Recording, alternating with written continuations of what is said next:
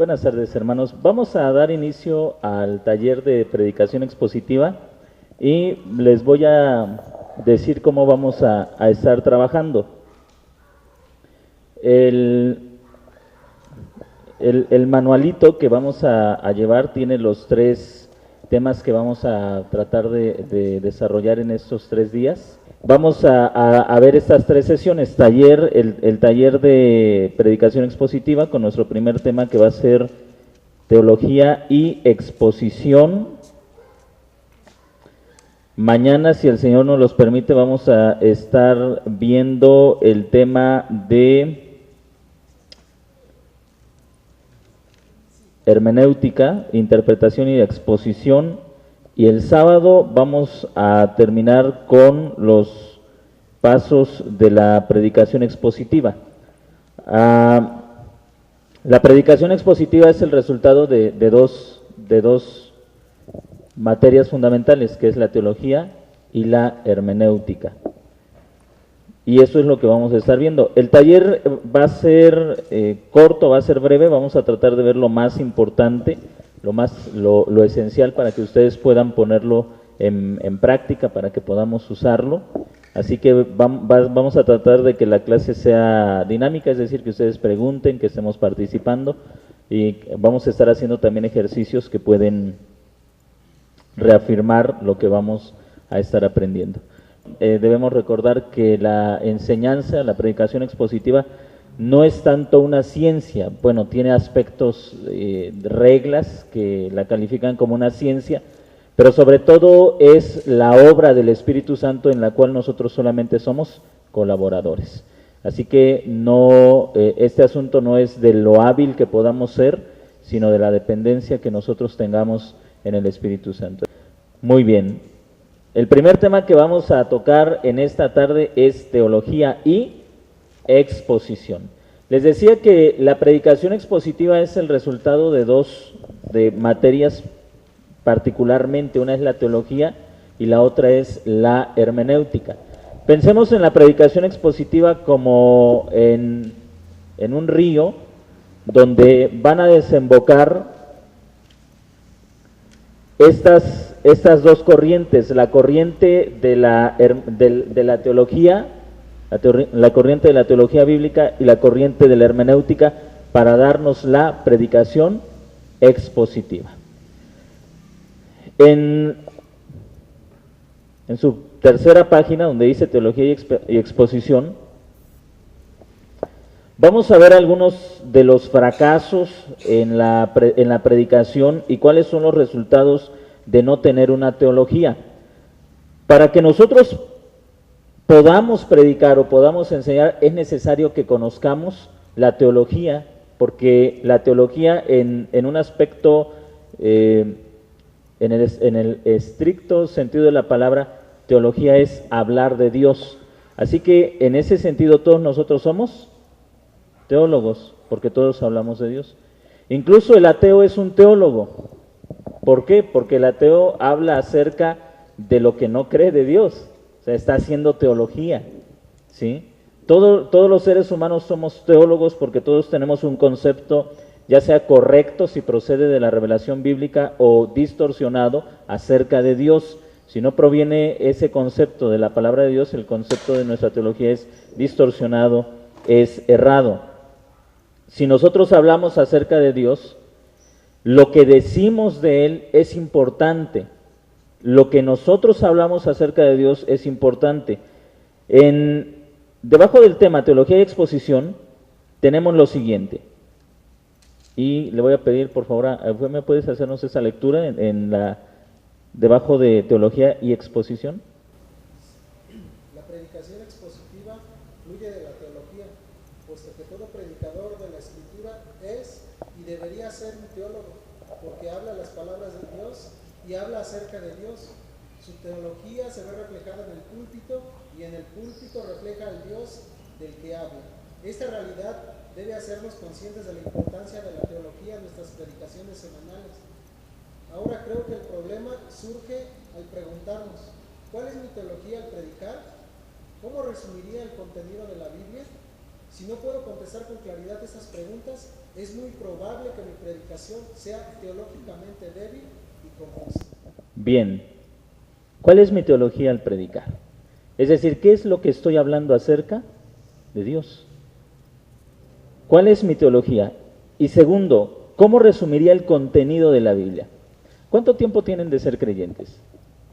¿Alguien me puede decir cuántos años tienen de ser creyentes? 1, 2, 3 años, 10, 20. ¿Quién tiene 5 años de ser creyente? 10 años.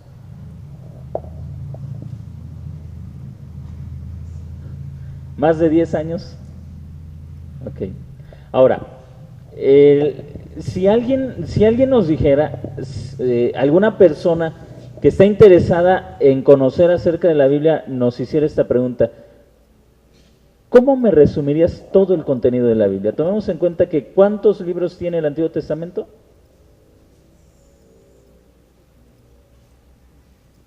¿Cuántos libros tiene el Antiguo Testamento? 39. ¿Cuántos tiene el Nuevo? 27. ¿Cómo resumiríamos esos 66 libros que componen a nuestra Biblia? Habla de Dios antes de su venida y después de su venida, pero ¿cómo resumiríamos todo el contenido? ¿Se dan cuenta que nos es a veces un poco complicado poder resumir, esbozar el contenido de la Escritura? ¿Saben por qué? Eso habla de la poca teología que tiene la Iglesia actualmente. Habla de la debilidad teológica que tenemos los cristianos en la actualidad. Cuando carecemos de una buena teología, nuestros púlpitos se vuelven débiles, nuestra enseñanza se vuelve débil, lo que nosotros hablamos acerca de Dios carece de fundamentos. Cuando nosotros le hablamos a otra persona estamos haciendo teología, pero se dan cuenta que mucha de nuestra teología se revela a un Dios excesivamente amoroso. Por ejemplo, Dios es amor. ¿Cómo es Dios? Dios es amor, decimos. Estamos haciendo teología, estamos hablando algo acerca de Dios. ¿Qué pasa cuando nuestro púlpito es débil? Bueno, tenemos ahí 5 puntos que hablan acerca de la debilidad del púlpito. Número 1, predicación biográfica. ¿A qué se refiere o a qué nos referimos con la predicación biográfica? Muchas personas usan el Antiguo Testamento para hablar de la destreza, de la confianza, de la habilidad de algunos personajes bíblicos. Por ejemplo, tenemos a David, el joven David, matando a Goliat. Y generalmente se utiliza esa historia ¿para qué? Para enseñar, perdón. Así es, para resaltar nuestra autoestima, para decir tú puedes vencer tus temores. Así como David era muy pequeño, muy joven, porque incluso hasta la debilidad teológica nos lleva a algunos errores históricos. Hablamos del niño David que venció a Goliat. David no era un niño cuando venció a Goliat, no era exactamente un niño como hoy tenemos el concepto de un niño, ¿sí? Y enfocamos la destreza del personaje. David fue un hombre muy valiente, un jovencito muy valiente que venció a un hombre, a un gigante. Y si tú te dispones a hacer algo, lo puedes hacer, lo puedes lograr. ¿Qué podemos decir de Moisés, por ejemplo? Mira, él siendo tartamudo, lo que logró hacer, ya era anciano, ya era un hombre mayor, era un viejo, y mira lo que pudo hacer. Esa es la predicación biográfica. Pero la verdad es que cuando nosotros caemos en este tipo de enseñanza, no somos diferentes a lo que hace el resto de la gente. ¿Han leído ustedes algunos libros sobre personajes que son destacables en la historia? Por ejemplo, podemos hablar de algún personaje que se les venga a la mente, que no tenga que ver con la Biblia. ¿Perdón? Gandhi. Lenin, Zapata, Hitler, Napoleón, el pequeño Napoleón. Hay historias que son impresionantes y que nos desafían a hacer algo más de lo que estamos haciendo. Cristóbal Colón, Alejandro Magno. Ahora, ¿qué diferencia, Benito Juárez, qué diferencia hay entre un púlpito y un púlpito cristiano y una plática sobre alguno de estos personajes en donde en los dos lados nos llevan a la misma conclusión? Tú puedes hacer más de lo que estás haciendo como este personaje. ¿Cuál sería la diferencia? Ninguna. La debilidad teológica muchas veces se refleja en una predicación biográfica.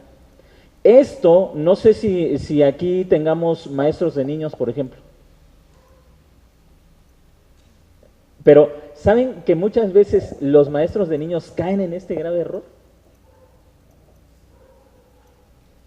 Es decir, terminan enseñándole a los niños, por ejemplo, esto se me viene a la mente. Por ejemplo, tenemos a David y tenemos a un niño que está teniendo luchas con el miedo a la oscuridad o miedo a alguna persona. Y entonces el maestro le comienza a platicar a ese niño: mira, te voy a contar la historia de un jovencito que era como tú, se llamaba David, ¿sí? Y David tenía muchos problemas, había un gigante que lo desafió y este jovencito lo venció.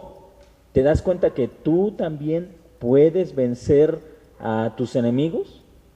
Y comenzamos ahí a animarlos: esfuérzate y sé valiente, no te desanimes, y pensamos que los estamos instruyendo bíblicamente, pero no los estamos instruyendo bíblicamente. Tú le puedes contar otra historia igual de fascinante y que no tenga nada que ver con la Biblia. Hace rato les preguntaba, ¿cuál es el mensaje de la Escritura? Y se dieron cuenta lo difícil que nos es decir cuál es el mensaje de los 66 libros que tenemos aquí. ¿Saben por qué? Porque la mayoría de nosotros fue educado con ese tipo de enseñanza. La mayoría de nosotros fue educado con ese tipo de enseñanza, con maestros que te contaban buenas historias, pero que no te enseñaron el consejo de Dios.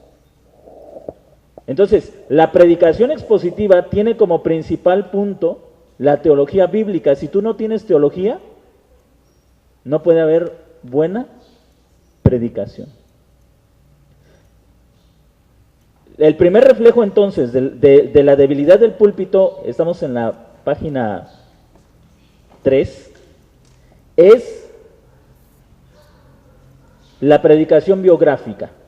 Ahora, no tiene nada de malo predicar sobre personajes. El problema es cuando solamente contamos su biografía.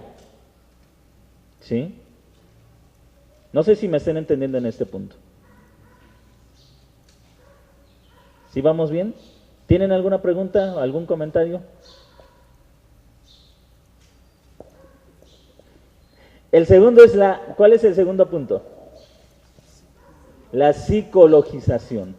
¿Qué significa esto? Hablamos de los traumas de Pedro, por ejemplo, los traumas de María y Marta cuando murió Lázaro y Jesús no llegaba, el trauma que les provocó.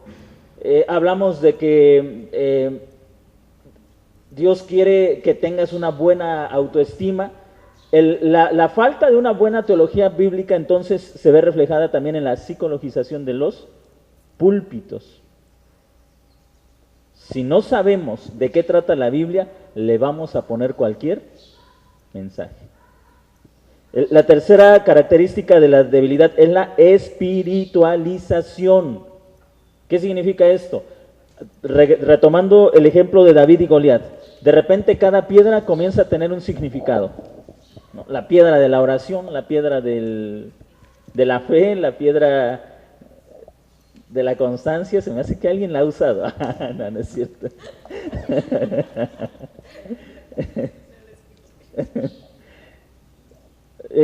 Bueno, tenemos tantos ejemplos de esto, que pasajes históricos comienzan a espiritualizarse, ¿sí? El samaritano, por ejemplo, la parábola del buen samaritano, la cabalgadura significa esto, el pago las monedas significan esto, el mesonero es esto, el aceite es esto, y todo eso suena muy bonito, hasta motivante, pero nos habla de una falta de teología bíblica. El cuarto punto es la moralización. ¿Qué es la moralización?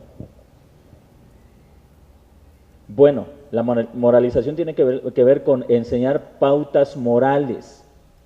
Por ejemplo, en algunas ocasiones les he dicho, si nosotros le quitamos a la mayoría de las cartas, a todas las cartas que tenemos en el Nuevo Testamento, los primeros 2 capítulos generalmente, donde los escritores bíblicos hablan sobre el Evangelio, nos queda puro moralismo.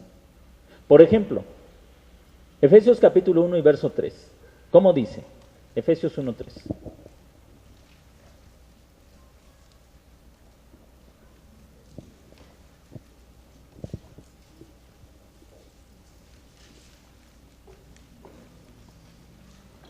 Efesios capítulo 1, verso 3. Bendito sea el Dios y Padre de nuestro Señor Jesucristo, que nos bendijo con toda bendición espiritual en los lugares celestiales en Cristo. Ahora lee el 4:1 o el 5:1. Sed pues imitadores de Dios como hijos amados.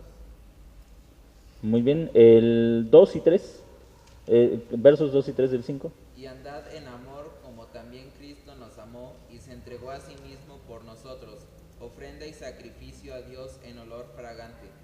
Pero fornicación y toda inmundicia o avaricia ni aun se nombre entre vosotros como conviene a santos. El primer capítulo de la carta a los Efesios nos habla de todo lo que Dios hizo en Cristo en favor de la iglesia. Pero si le quitamos ese capítulo, el primer capítulo, incluso el segundo capítulo, y nos quedamos con el capítulo 3, 4 y 5, y solamente leemos, por ejemplo, el 5:3, repite la lectura en el 5:3. Pero fornicación y toda inmundicia o avaricia ni aun se nombre entre vosotros como conviene a santos. Déjeme hacerle una pregunta. ¿La fornicación es un pecado?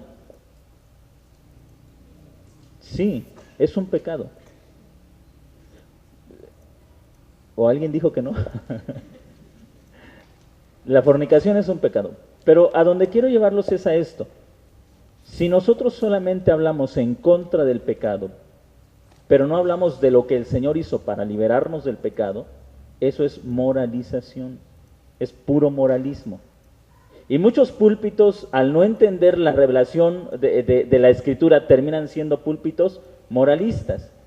Hablan en contra del pecado, pero no dicen por qué el pecado está mal. Termina algo así como, el pecado está mal porque te vas a ir al infierno. Eso es cierto, eso es verdad. O el pecado está mal porque destruye a tu familia o te destruye a ti mismo. Eso también es verdad, pero no es el centro de la revelación de la palabra de Dios.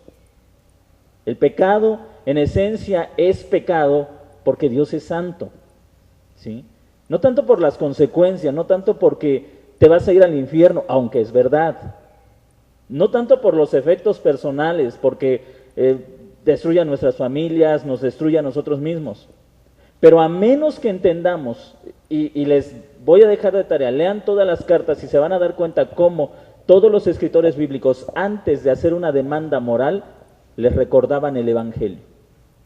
Los primeros capítulos de las epístolas comienzan con la predicación del Evangelio. Les recuerdan, por ejemplo, que el Señor los hizo renacer, que el Señor los liberó de sus pecados, que el Señor dio su sangre, y después de que les recuerdan todo lo que Dios ha hecho en Cristo, les dice, cada escritor les dice, por esta causa, dejen de vivir así y vivan de esta manera. Les repito, si quitamos generalmente los primeros 2 capítulos de las cartas, nos quedamos con puro moralismo. Y muchas personas, o muchos creyentes, muchas personas piensan que están predicando la palabra de Dios porque están predicando reglas de ética. Y entonces dicen, yo estoy predicando la palabra de Dios. No sé si ustedes recuerden que hace un par de años en el centro de la ciudad había unas personas que se paraban con unos letreros sobre que decía Dios aborrece el pecado o aborrece la fornicación, te vas a ir al infierno. No sé si lo recuerdan. Generalmente ellos no hablaban, solamente se paraban con sus letreros. Yo no sé cuántas personas dijeron, qué bueno que estén predicando el Evangelio. ¿Realmente estarían predicando el Evangelio? No, no estaban predicando el Evangelio. Pero si estaban predicando la palabra de Dios, tampoco, aunque en sus láminas tenían textos bíblicos. Pero eso no es la predicación de la palabra de Dios. Eso es puro moralismo. ¿Sí? Tenemos que aprender a hacer la diferencia. Así que tenemos estos puntos que nos hablan de la debilidad del púlpito cuando se carece de una sólida teología bíblica: la predicación biográfica, la psicologización, la espiritualización, la moralización y la tipologización. Pero antes de ir al quinto punto, en el cuarto punto, más bien quiero hacerles esta pregunta. ¿Me pueden dar un ejemplo de predicación biográfica? ¿Alguien que me dé un ejemplo de predicación biográfica?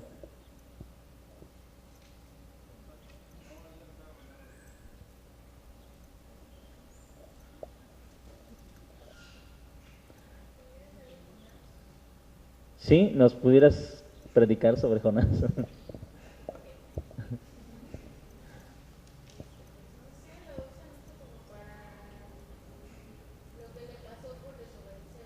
Ujú.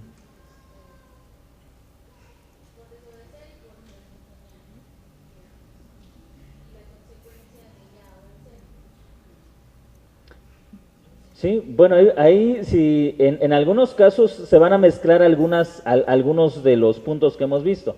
La predicación biográfica y la moralización, por ejemplo. ¿Sí? ¿Alguien más me puede dar un ejemplo de predicación biográfica? Pudiera ser Josué, Josué. cuando dice, mira que te mando que te esfuerces y seas valiente. ¿Cuál es? Podría aplicar cualquier cosa que uno hace en la vida, ¿no? Así es.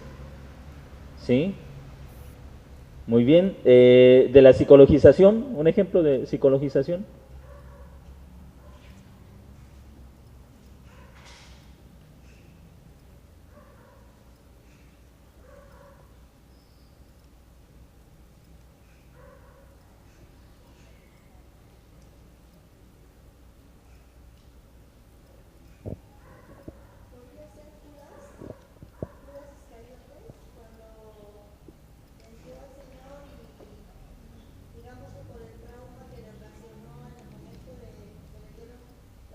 Los remordimientos. Sí, las culpas de Judas. Mira, ahí está el tema para el próximo domingo. ¿Cómo liberarte de las culpas para que no te suicides? Espiritualización.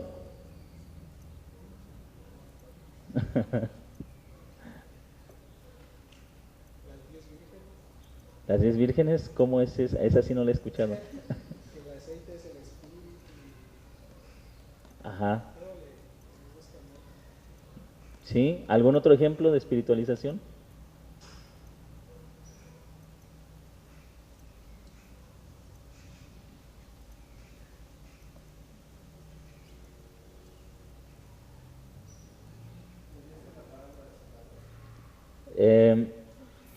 ¿En qué? Las parábolas las espiritualizan mucho.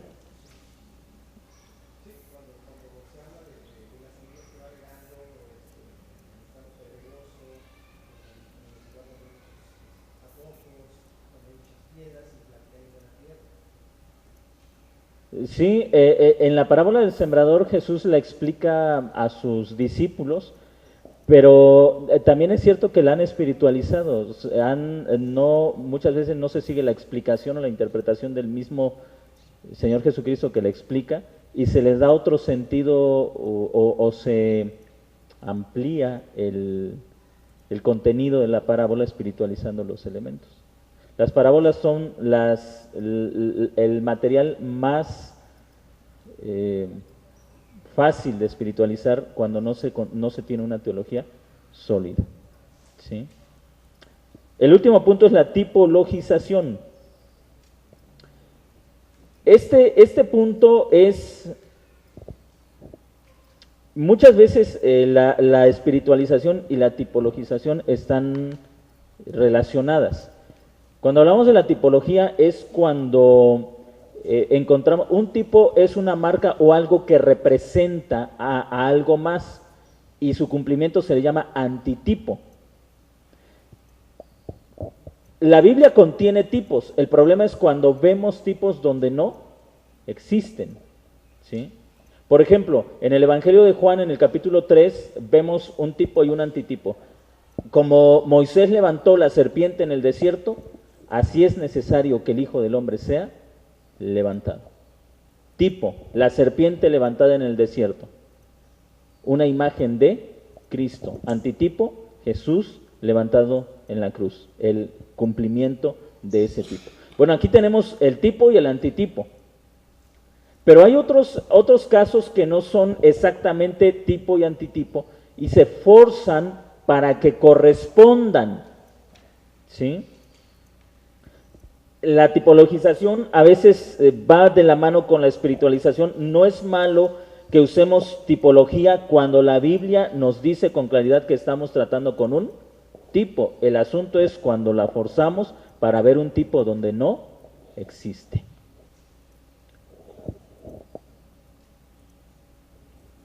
¿Comentarios, preguntas,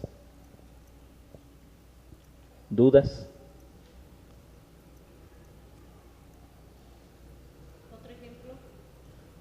Otro ejemplo de tipo y antitipo, el sacerdocio con Jesucristo. En Hebreos, la carta a los Hebreos nos muestra cómo los sacerdotes eran el tipo de Cristo y Jesús es el antitipo, el cumplimiento. Los sacrificios también, los corderos, los sacrificios que se ofrecían son el tipo y el sacrificio de Jesucristo es el antitipo. Esos son tipos correctos porque la Escritura nos los muestra, ¿sí? Ese es un tipo correcto. Jesús mismo lo dijo, no tendrán otra señal sino la de Jonás, haciendo referencia a que así como Jonás estuvo en el abismo, sumergido, bueno, el Hijo del Hombre estaría sepultado. Obviamente hay una correspondencia y cuando interpretamos tipos, aunque este no es el tema, debemos ver cuál es la correspondencia sin forzarlo, porque Jesús no estuvo sumergido, no estuvo bajo tierra, entendemos que estuvo su cuerpo en la cueva. Entonces, para entender bien un tipo debemos ver la correspondencia, porque si no vamos a terminar espiritualizando los tipos, ¿sí? Esos son usos correctos de la tipología.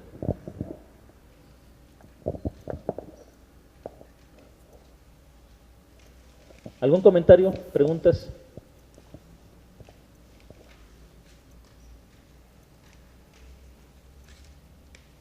Y un ejemplo que dieras donde el púlpito de hoy tuviera los 5 puntos en un solo caso. ¿En una sola predicación? Una pregunta de los Ah, ¿No sería Abraham? ¿de quién, perdón? De Abraham, ¿De Abraham? que tuviera cuando predican es que primero a veces predican mucho de Abraham, que es verdad. Luego de espiritualización, de moralización. Yo creo que con cualquier pasaje de las Escrituras, sobre todo con la narrativa, todo lo que es la historia en el Antiguo Testamento, es muy fácil de hacerla con estos 5 puntos. Es muy fácil. Cualquier ejemplo. Sí. Abraham, Isaac, Jacob, cualquiera, es muy fácil de tomarlo y moralizarlo, espiritualizarlo, tipologizarlo, psicologizarlo. Se puede hacer Y piensa en el trauma de Abraham cuando fue a ofrecer a su hijo, ¿no? En el trauma del hijo cuando... Entonces, la verdad es que son las narrativas son el material que se puede distorsionar fácilmente. A veces, sobre todo, sucede a pastores y a maestros de escuelas dominicales. No nos preparamos bien en la semana y decimos, no, pues una narración, esa es bien fácil. Y la comenzamos a contar y en nuestra mente comienzan a surgir relaciones, ¿no? de situaciones. Y pensamos, no, pues esto es así y eso es así. Y podemos estar contando la historia y pensar que estamos predicando la palabra de Dios cuando en realidad nos salimos de lo que el texto realmente quiere decir. Entonces sí es bien importante tomar en cuenta. Si yo no tengo teología, va a ser reflejado en el púlpito, ¿sí? Bueno, porque estamos hablando de la predicación expositiva. Pero aún cuando hablo con alguna otra persona, si yo no tengo una buena teología, lo voy a reflejar en la plática. ¿Querés comentar algo? Sí, con respecto a la tipologización. Cuando utilizas la tipologización, creo así, como dice usted, ya en un extremo ya es incorrecto. Sí. Pero los tipos, como así en resumen de lo que usted dice, es un elemento básico o importante en la teología bíblica, ¿cierto? Sí, sí, los tipos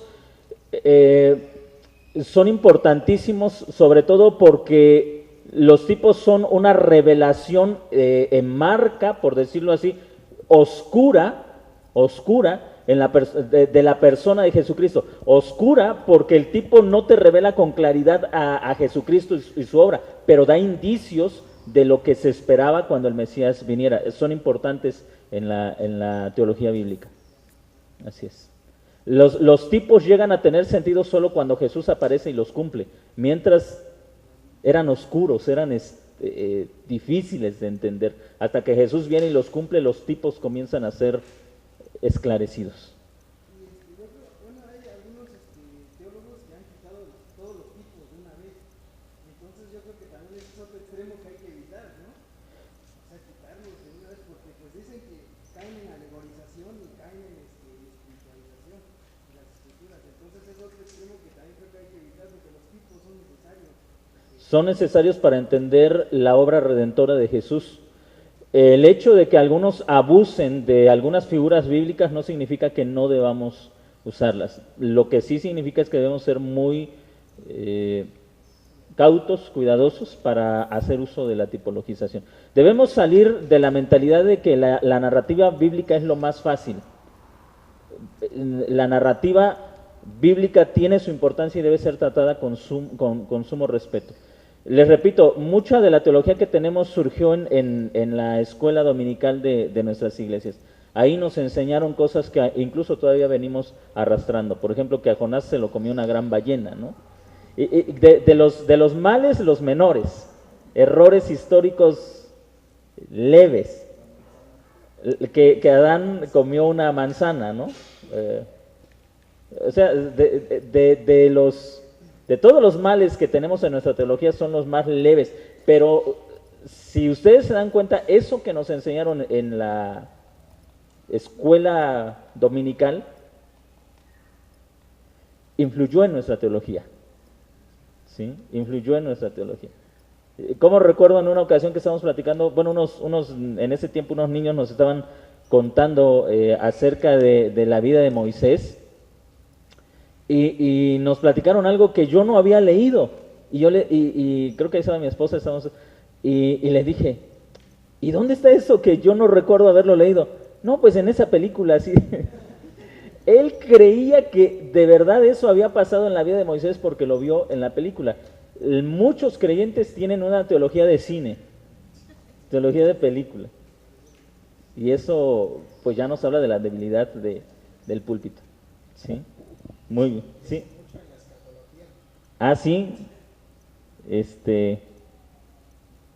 Sí, muchas personas tienen la escatología de los dejados atrás, ¿no? Y piensan que las cosas van a ser así como Tim LaHaye las contó en sus novelas, y no se dan cuenta que son novelas, o sea, lo que él piensa que va a suceder, pero la mayoría lo asegura, lo afirma como si fuera revelación. Entonces, sí tenemos que hacer diferencia entre la ficción y la realidad.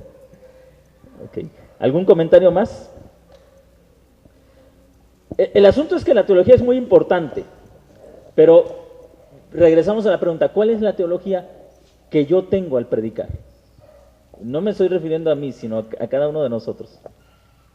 ¿Cuál es mi teología? ¿Pudieran definirla? Por eso les hacía la pregunta, ¿cómo esbozaríamos en breves palabras el mensaje de los 66 libros? ¿Cómo? ¿De qué trata la Biblia?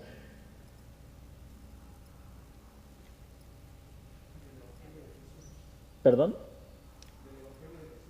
¿Del Evangelio de Jesús?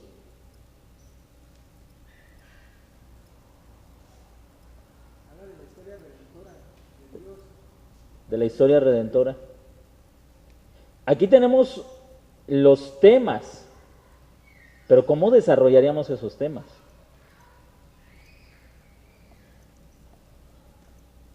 Cuéntame la historia redentora, cuéntame el Evangelio de Jesús, cuéntame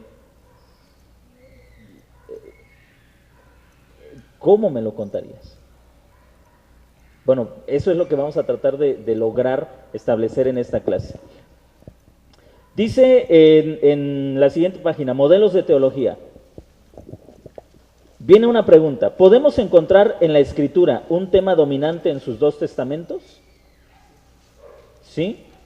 ¿Cómo respondemos? ¿Afirmativa o negativamente?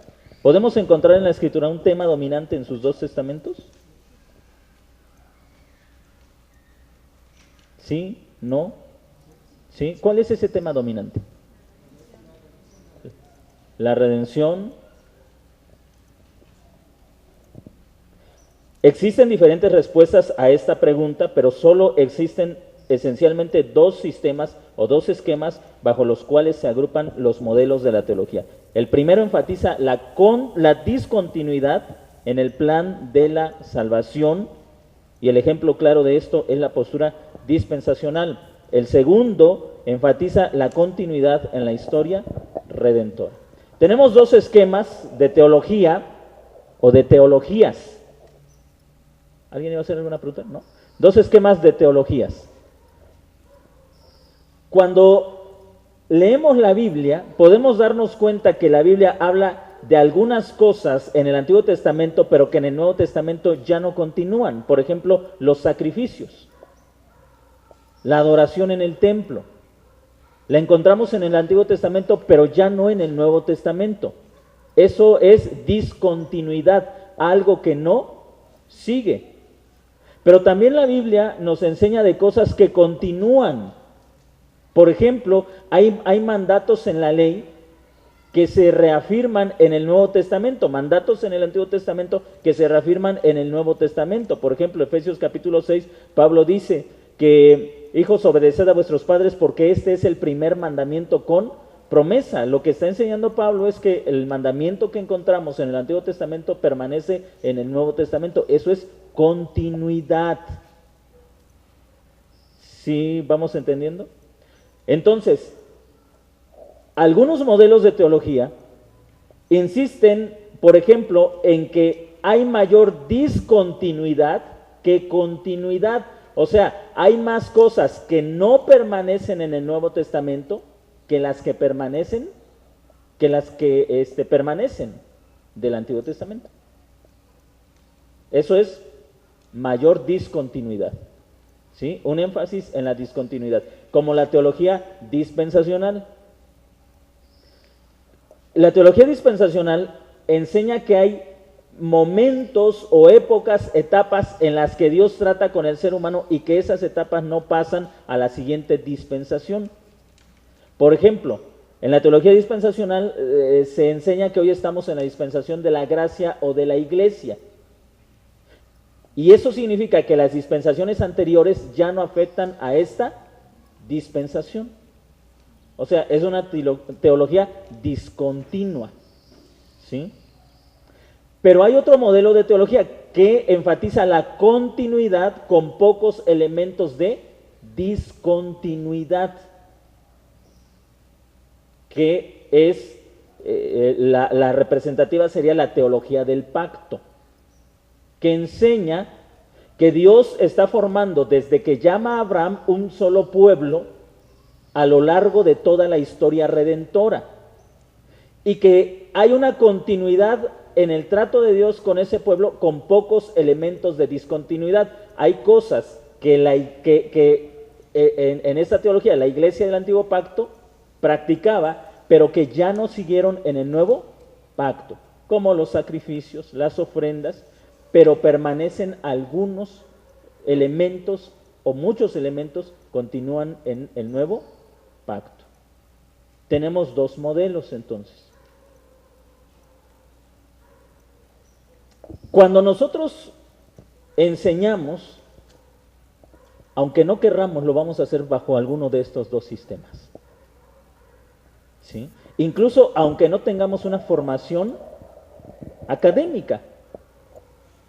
Lo que estamos escuchando en la congregación, con lo que fuimos formados, es también lo que estamos predicando. Y aunque no lo sepamos, vamos a estar repitiendo un modelo de teología, cualquiera de los dos. ¿Alguna pregunta? ¿Algún comentario? Para continuar con esto y hacer algunos comentarios o algunas aclaraciones.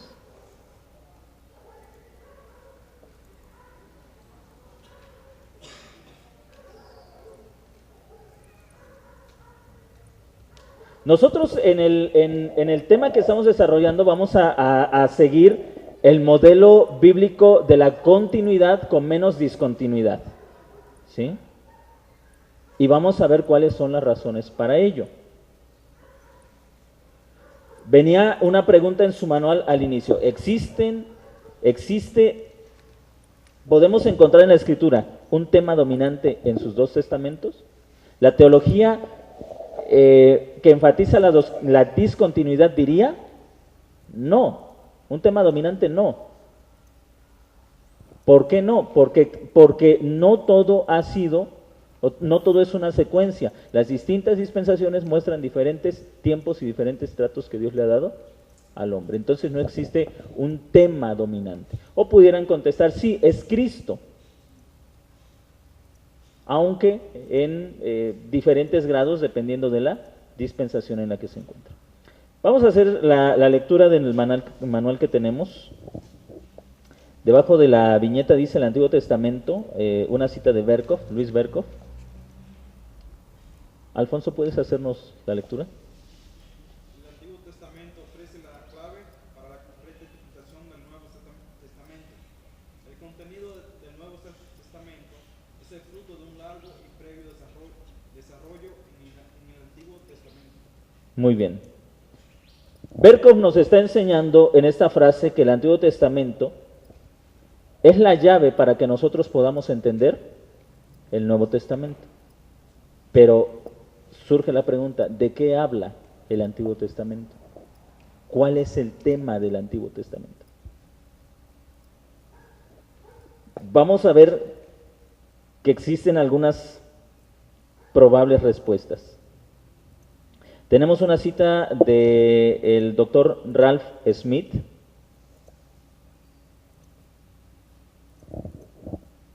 Pero antes de ir a esa cita, vamos a leer lo que está antes. Tenemos algunos temas que sobresalen en la Escritura. ¿Ya lo identificaron? ¿Sí? Bien. ¿Alguien quiere leerlo, por favor?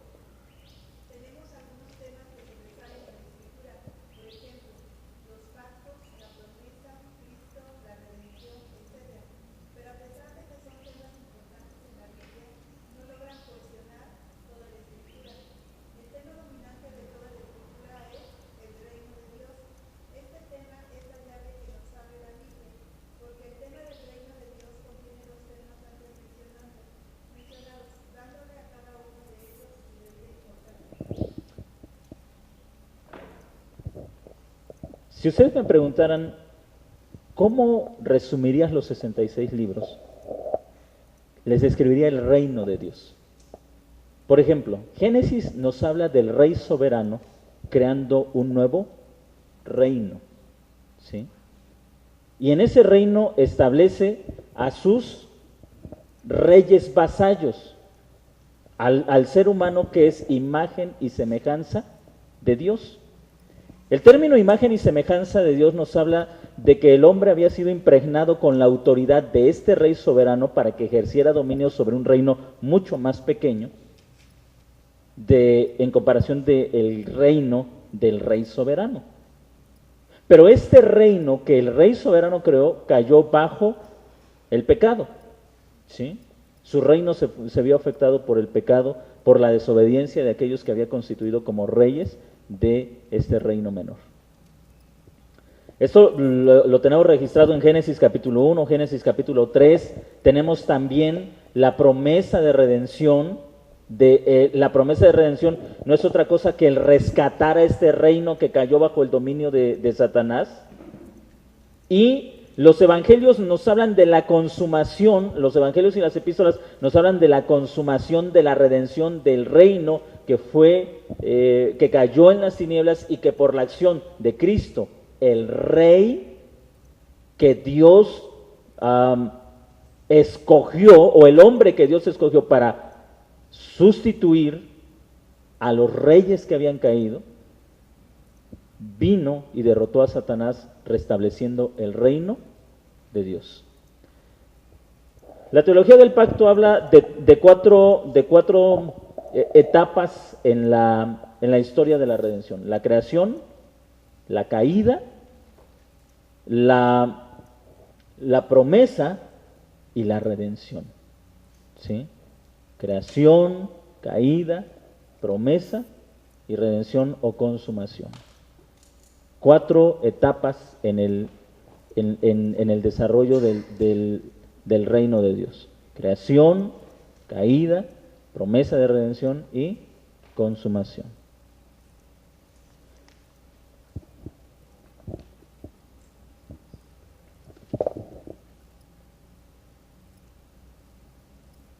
Ahora sí, vamos con la cita de Ralph Smith.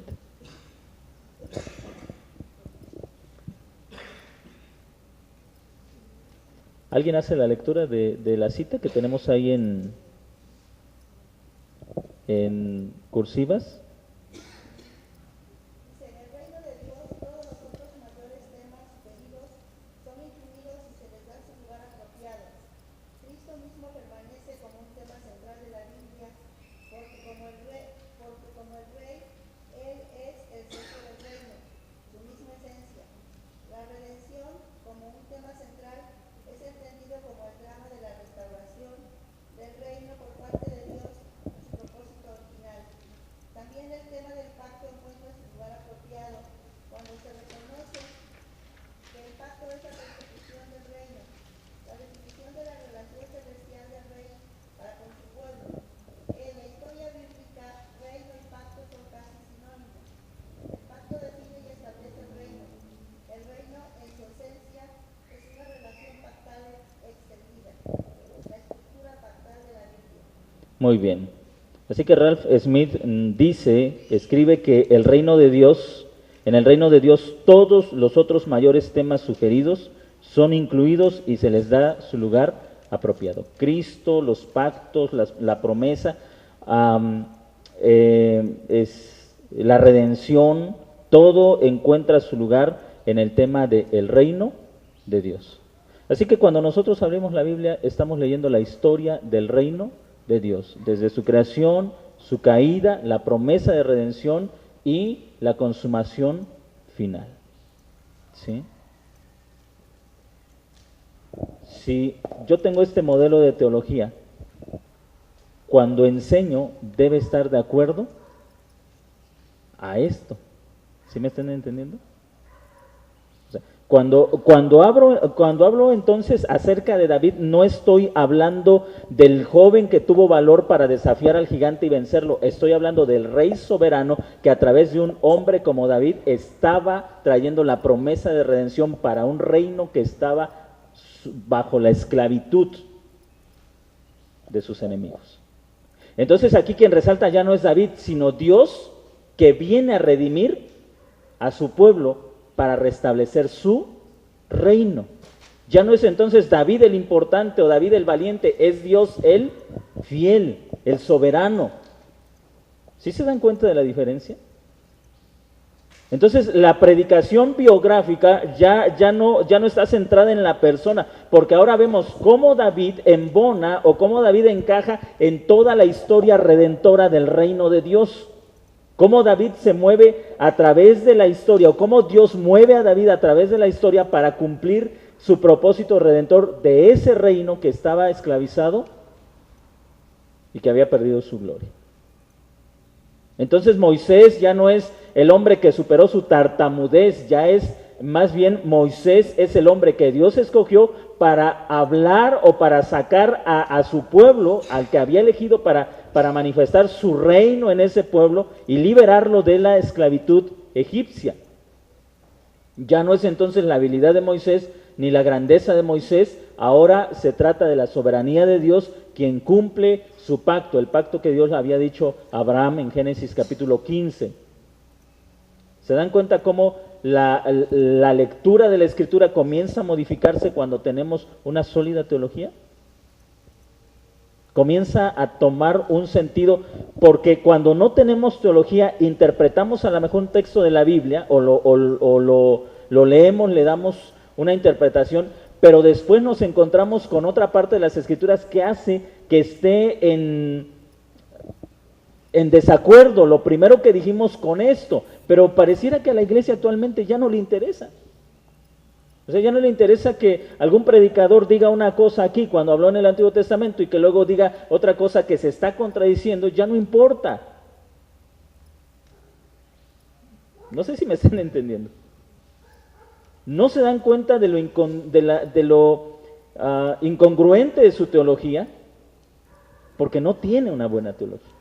Pero cuando tú tienes una sólida teología bíblica, entonces te das cuenta cómo toda la Escritura está en armonía y ninguna parte está en conflicto, y vas viendo el desarrollo progresivo de la revelación de la palabra de Dios.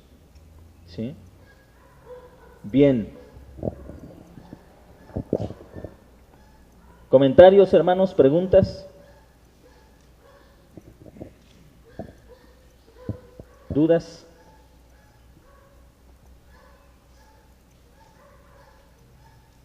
Ahora, aquí solamente les estoy dando, ya requerirá de cada uno de ustedes que profundicen en una buena teología bíblica, ¿sí? Para que puedan entonces tener un conocimiento, un panorama general. Lo que hace la teología bíblica es que nos da un panorama general de la Escritura. Lo que vamos a hacer posteriormente es aprender cómo interpretar las partes de las Escrituras para que armonicen con el panorama general que tenemos, tomando en cuenta que la Biblia tiene como principal propósito hablarnos del reino de Dios. Así que la teología bíblica me da un panorama general para que al ir a la Escritura pueda yo comprenderla mucho mejor y pueda interpretarla mucho mejor. ¿Algún comentario?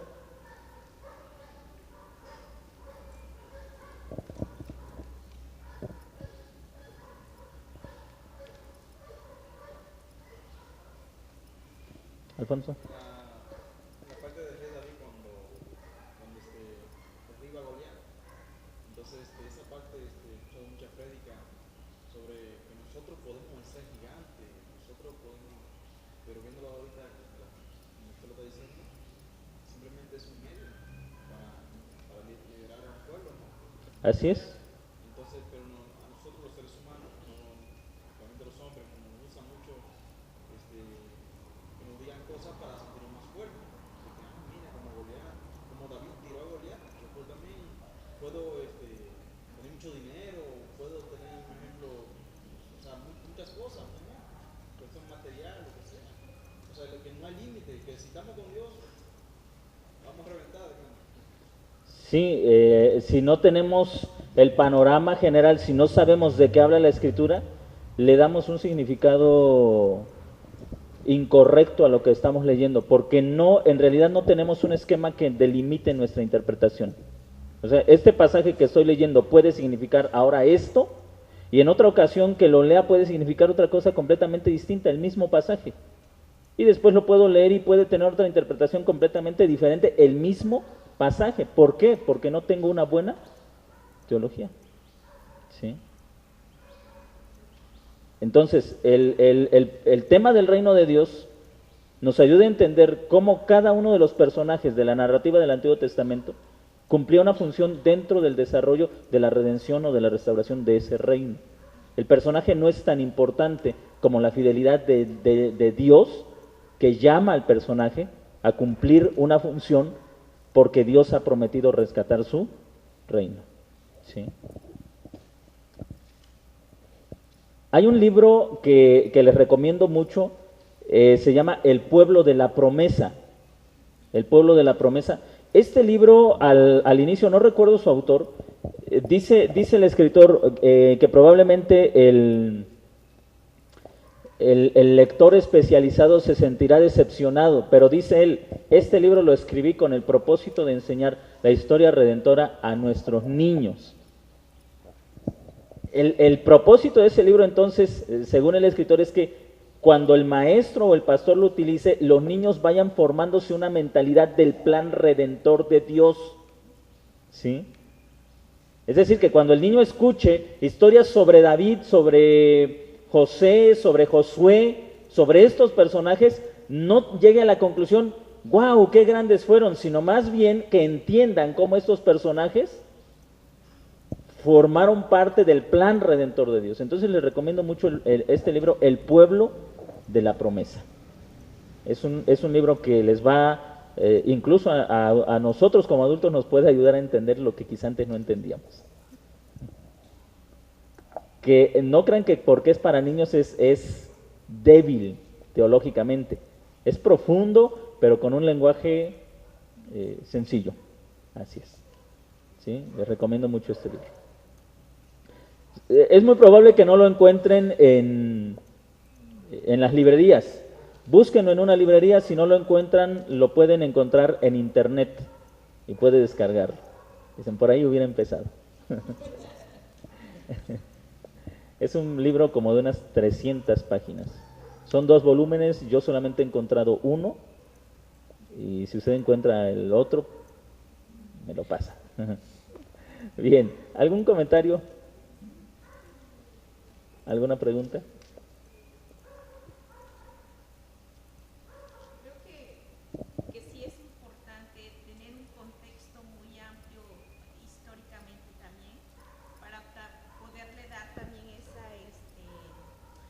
al final llevar todo eso al plan de salvación, ¿no? Creo que Sí. sí es importante mirar todo un contexto del personaje. A lo mejor hay cosas muy interesantes a veces de los personajes, como usted decía, no sacarlo más, sino llevar todo eso al final para hablar sobre la redención, ¿no? Creo que eso Así es. lo más importante. Así es. Así es. La dignidad del personaje bíblico no recae en la hazaña que haya logrado realizar, sino en el llamado de Dios y sobre todo en que a pesar de que el hombre cayó en el pecado por causa de la rebeldía, de la desobediencia, Dios sigue llamándolo para cumplir un propósito. Eso habla de que Dios no quitó, si cabe la expresión, el dedo del renglón en cuanto a usar al hombre para ejecutar su voluntad, a pesar de que el hombre ha corrompido su voluntad por causa del pecado. Entonces, si nosotros entendemos eso, no hay por qué levantar mucho o realzar mucho la hazaña del personaje, sino ver la grandeza y la misericordia de Dios que se digna a usar a imágenes corrompidas por el pecado para traer esa redención que el hombre mismo, redención hacia un mundo caído que el hombre mismo ha provocado. Nosotros, en la persona de Adán como nuestro representante, somos culpables de la caída. Sin embargo, Dios no nos desechó, sino que a través de un hombre trajo la redención. Y eso es importante. Cuando entendemos eso, entonces no hay necesidad de vernos con otra luz, ¿no? De si David logró eso, pues yo también, sino más bien ver la grandeza y misericordia de Dios. Si Dios fue misericordioso con David, también lo ha sido conmigo. Entonces, en el caso de la Virgen María, digamos, Sí, en el caso de María, Dios la utilizó como Así es. Fue, como te dice, pero la gente, sin afán de ofender, los católicos, levantaron a María, ahora sí, hicieron un acta, pero si, un ejemplo, si levantan a María también hubieran levantado a David, ¿no? Porque fueron con un propósito igual, prácticamente. Bueno, Sí, sí, sí, sí. obviamente fue diferente, pero Dios, como usted dice, utilizó a María, como yo siempre digo, María simplemente fue un medio Así para es. Dios cumplir sus promesas ahora sí, todo, un ejemplo en ese caso, pero no dice no, que la Virgen es la madre de Dios. O sea, ¿en qué parte de la Biblia dicen que Dios tiene madre? Es la mala interpretación. Sí, así es. Así es. Así es. Cuando hay una buena interpretación, se toma como referencia al tema, o sea, por ejemplo, del Nuevo y del Antiguo Testamento y del Nuevo Testamento. Cuando no se da esa interpretación correcta, pareciera que hay contradicción, ¿no? Sí. Eso es lo que pasa en muchos predicadores. Hay un conflicto, ¿no? Correcto. Así es. Y como les decía hace rato, de repente en la iglesia o ya no somos conscientes de esos choques doctrinales entre el mismo predicador, ¿no? Esas propias contradicciones en las que podemos caer por no tener una teología, un esquema bíblico, ¿sí? Va a haber personas que quizá en algún momento con amor se nos acerquen y nos digan, oiga, usted en una ocasión dijo esto y ahora dijo esto, ¿no? Puede haber personas con ese amor, otras nos van a criticar detrás, pero es necesario tener el esquema para que no exista ese tipo de contradicciones, ¿sí? Muy bien. Vamos a hacer la siguiente lectura. Lo que tenemos en cursivas, cuando hacemos teología bíblica, ¿alguien puede hacer la lectura de esos dos párrafos? Cuando hacemos teología bíblica, estamos tratando de tomar posesión de la perspectiva desde la que los autores bíblicos han interpretado los textos bíblicos y desde la cual escribieron. Estamos en busca de la matriz de suposiciones y conclusiones que requieren las declaraciones hechas por los autores bíblicos. Estamos tratando de llegar a la visión del mundo que da lugar a las afirmaciones que hacen los autores bíblicos. El único acceso que tenemos a sus creencias y suposiciones es lo que realmente escribieron. Así que la teología bíblica busca comprender las características literarias que los autores bíblicos utilizaron para 1. Estructurar su mensaje. 2.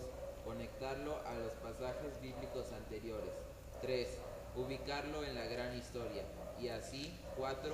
Alentar a su audiencia por medio de mostrarles la gloria de Dios en su manifestación de justicia. Todas ellas resaltan su misericordia y amor por su pueblo. La teología bíblica es el intento de entender la Biblia en sus propios términos. La teología bíblica y la predicación. James M. Hamilton Jr. Muy bien, ahí tenemos esta cita. En el punto número 4 que tiene aquí bosquejado nuestra cita, dice que el resultado de los 3 primeros puntos se ve en el 4, alentar a su audiencia por medio de mostrarles la gloria de Dios en su manifestación de justicia. Todas ellas resaltan su misericordia y amor por su pueblo. Cuando nosotros tenemos una buena teología, cuando tenemos ya el marco teológico para interpretar las Escrituras, lo que vamos a exponer a la iglesia es el conocimiento acerca de Dios, cómo Dios se reveló en la narrativa del Antiguo Testamento, cómo se reveló en la ley, cómo se reveló en los profetas.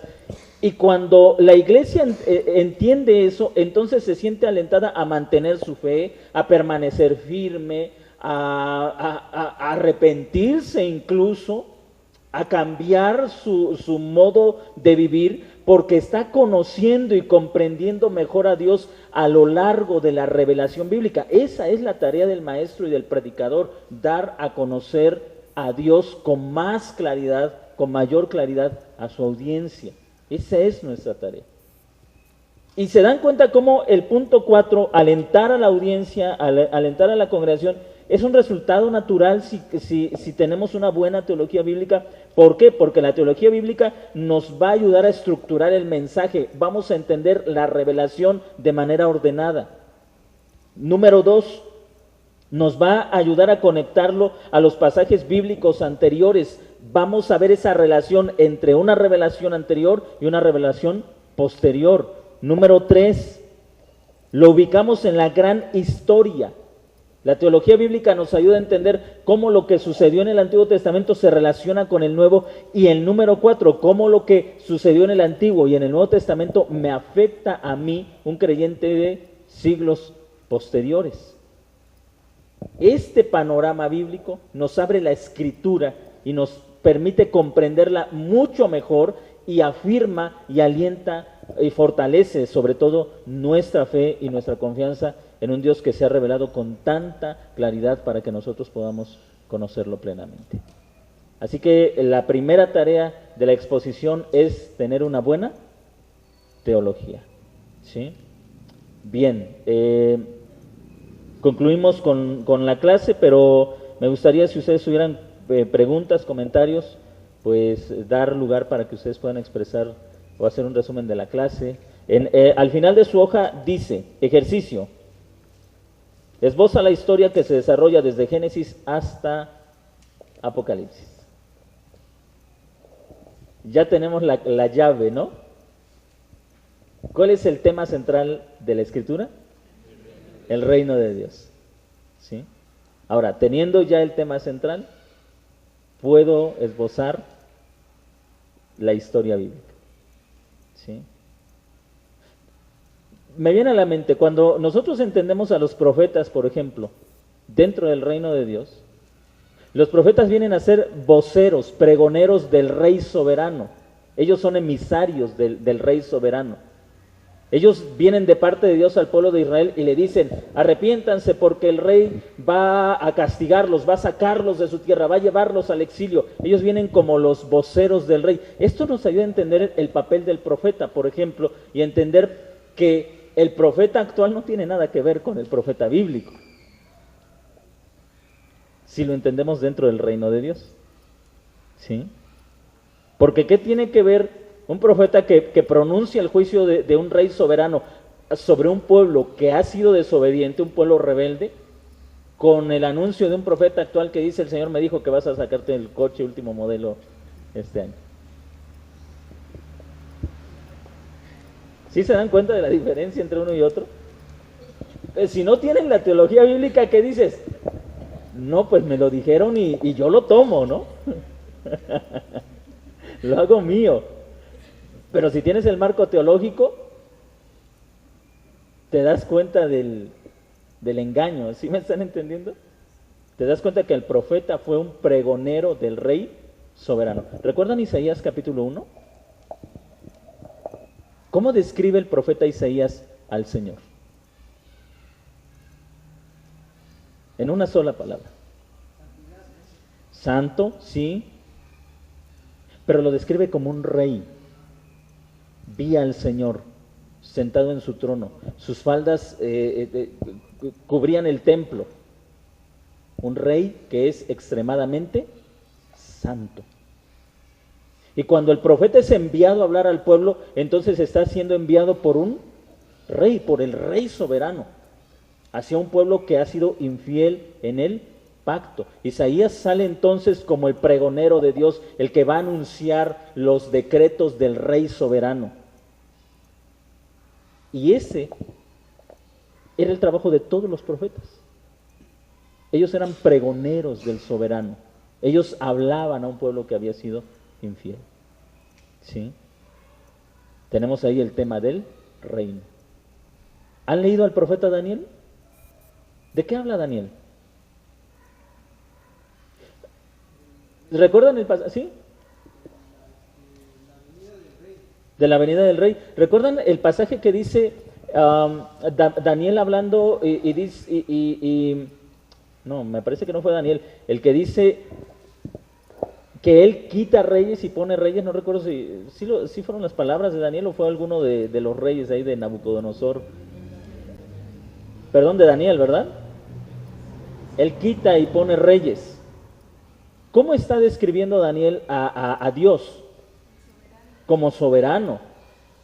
Capítulo 1 comienza, eran los años del rey Josías, me parece, cuando el rey de Babilonia vino en contra de nuestro pueblo, pero introduce ahí que Israel fue derrotado a causa del Señor, no a causa del poderío de Nabucodonosor, y nos está mostrando Daniel la perspectiva que él tiene acerca de Dios. Dios es el rey y él quiso castigarnos por la mano de Nabucodonosor. Él es el rey soberano. ¿Se dan cuenta del tema del reino ahí? La Biblia es la revelación del reino de Dios de manera progresiva para que nosotros podamos entenderla. Bueno, concluimos la clase, pero si tienen preguntas, comentarios o dudas pueden... ¿Sí?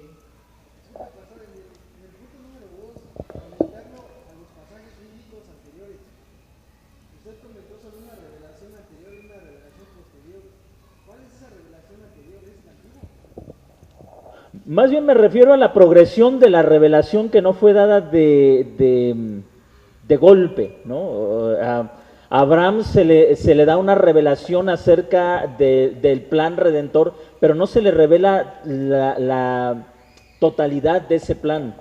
Tienen que pasar algunos tiempos y que el Señor va revelando progresivamente a su pueblo ese plan redentor. Cuando nosotros vamos a la Biblia, por ejemplo, a veces nosotros como creyentes hablamos desde nuestro punto de vista en el que ya tenemos una revelación plena, ¿no? No sé, en algunos casos o se comete el error de decir, Jesucristo le dijo a Abraham, por ejemplo, ¿no? Vas a tener un hijo. Digo que se comete el error, ¿por qué? Porque a Abraham no se le reveló nada tan claro acerca de Jesucristo. En un sentido muy estricto, Jesucristo no habló con Abraham. Estoy hablando de Cristo ya encarnado, ¿sí? A eso me refiero. De repente cristianizamos el Antiguo Testamento y no nos damos cuenta que la revelación fue progresiva. Fue que ellos no conocían lo que nosotros conocemos, nosotros ya lo vemos con los ojos de una revelación más clara, completa, total. Y a veces cristianizamos cosas o las metemos ahí que ellos no vieron y pensamos que ellos la vieron. A eso me refiero con esas revelaciones, ¿no? Ese progreso en la revelación de Dios que fue gradual, que fue ascendiendo. Y como dice 1 de Pedro capítulo 1, verso 10, los profetas del Antiguo Testamento indagaban diligentemente acerca de Cristo, en qué tiempo iban a suceder todas estas cosas. Que ellos no tenían claramente, como decía hace un rato, Así es. la visión que al final los profetas ya podían ver con claridad lo que ellos profetizaban. Sí, ellos veían hasta cierto punto. Así es. Una nueva revelación, y aquí cuando hablo nueva revelación no me estoy refiriendo a las actuales, ¿no? Que nada tienen que ver. Cuando Dios revelaba algo a través de alguno de sus profetas, alguno de los hombres que Dios utilizó, había un nuevo y mejor conocimiento que en anterior, pero no era diferente. No sé si me estén entendiendo, no estaba el Señor revelando algo distinto. Nos podemos imaginar entonces una espiral en la revelación, ¿sí? Lo nuevo se edificaba sobre lo anterior y lo ampliaba, pero aún estaba incompleto. ¿Veían un poco mejor? Quizás sí, pero no veían con la claridad con la que nosotros hoy debemos ver. Sí. Hebreos habla del Antiguo Testamento como una sombra de aquello que había de venir. Eso nos hace entender que ellos no tenían la claridad de la redención como nosotros hoy la debemos tener. No había claridad en ellos. Así es.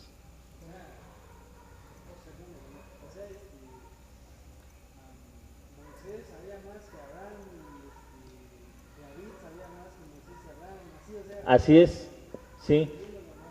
Así es, ellos sabían un poco más que la generación anterior, pero lo que ellos estaba edificados sobre lo que la generación anterior le legó. Ujú. Ellos tuvieron que ser educados en David tuvo que ser educado en los sacrificios, tuvo que ser educado en la adoración del templo, tuvo que primero conocer lo que otros sabían, por ejemplo, para que aquello que les iba a ser revelado pudieran también entenderlo, ¿sí? No es que a ellos se les reveló algo sin que tuvieran el conocimiento anterior, no sé si me estén entendiendo. Porque a veces eso pasa en nosotros como creyentes, queremos darle a conocer algo a una persona que todavía no tiene una base para conocer algo quizá un poquito más grande, por decirlo así. O sea, lo que recibió David estaba fundado sobre, o lo que el Señor le reveló a David estaba fundado sobre lo que tuvo que aprender anteriormente, ¿sí? Por ejemplo, no porque yo sepa multiplicar, supongamos, voy a pasar por alto que mi hijo no sepa multiplicar y le voy a decir, como yo ya sé multiplicar, tú nada más vas a aprender álgebra. No, si no tienes lo básico, no se puede edificar algo más. Entonces, así era la instrucción. Ellos tenían que enseñar y la nueva revelación descansaba sobre lo que ya habían aprendido. Creo que aquí hay una aplicación, ¿verdad? Hay una aplicación porque a veces queremos enseñar cuando no hemos puesto fundamentos para la enseñanza, ¿sí? Y pues la gente no puede conocer. Si lo aplicamos a la evangelización, a veces le decimos a la gente que acepte a Jesús cuando no saben nada acerca de Él, ¿sí? Uh-huh. Sí, pero es un conocimiento superficial, ¿sí? ¿Se dan cuenta cómo en el libro de los Hechos la evangelización lleva un cierto tiempo? Dar a conocer incluso sobre aquellos que habían recibido los tipos, a los profetas, que tenían la herencia de los profetas, hay un proceso de evangelización dándoles a conocer con mayor claridad la vida de Jesucristo. Hoy nosotros nos queremos saltar todo ese proceso y llegamos con la persona y le decimos, ¿quieres aceptar a Jesús en tu corazón? Y dice, sí. Exactamente. ¿Y qué Jesús está aceptando? Un Jesús desconocido. Hay que hablarle acerca de este Jesús, el Jesús que fue prometido en el Antiguo Testamento, el Jesús de los Evangelios que cumplió las promesas del Antiguo Testamento, el Jesús de las epístolas, que habla de la aplicación de su redención. Y entonces, ya que les hablamos de todo esto, ¿puedes creer en este Jesús? Ahora ahí está la diferencia, ¿no? ¿Puedes creer en este Jesús? ¿Puede él decir sí o puede decir no? Puede ser como Agripa, ¿con tampoco quieres persuadirme para ser cristiano? Así es. Pero si no les damos esto y les decimos, ¿quieres aceptar a Jesús en tu corazón? Eso es muy fácil, porque no estás aceptando a nadie. Estás aceptando una ilusión. Tu propio concepto. El Jesús que a mí me enseñaron. Y así, bueno, así se están, ¿cómo digo? Por eso que hay muchas personas religiosas, eso mismo, porque hacen la oración de fe, ya son cristianos, ellos se consideran cristianos. Incluso algunas veces no les sueltan a leer la Biblia, no solamente escuchan, y van a la iglesia y duran años y años y años y años. Y ya pues son cristianos, no saben, como usted dice, lo que es Jesús y todo eso, pero son cristianos. Y yo, cuando una persona, bueno, es mi concepto mío, cuando una persona acepta la oración de fe, solamente abrió la puerta. Ahora falta que entre a Cristo, ahora se ponga a leer la palabra, se ponga a estudiar la palabra. Entonces, con el tiempo se va a volver el fruto. Y si esa persona es fruto, va a traer fruto. Bueno, cuando una persona hace la oración de fe, debemos recordar algo, que la fe no salva absolutamente a nadie. No, la fe no... Ahora sí, dejando la fe a un lado, ellos dicen oración de fe, pero hacen como tipo ritual, algo así, ¿no? Lo que hacen cuando oran por la persona y ya se una persona.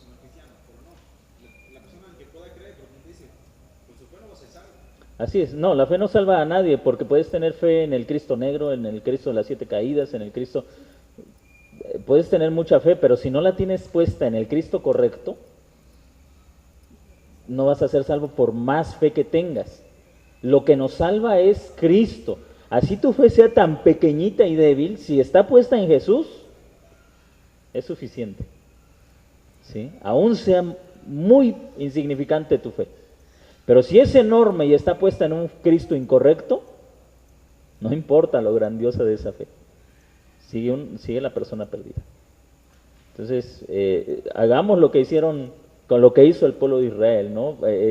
Pongamos el fundamento, enseñemos lo esencial para que pueda entenderse una mayor revelación. Y repito, cuando digo mayor revelación no me estoy refiriendo a las nuevas, porque la revelación está completa. Cristo vino y la revelación está completa. Pero sí una mayor comprensión de aquello que ha sido revelado. ¿Sí? Ok. ¿Algún comentario? ¿Alguna duda? Muy bien. Bueno, entonces les queda tarea, busquen el libro El pueblo de la promesa y léanlo para mañana, ya está leído. ¿Alguna pregunta? Vamos ¿no hay preguntas, comentarios? Vamos a cerrar entonces la clase y vamos a hacer una oración.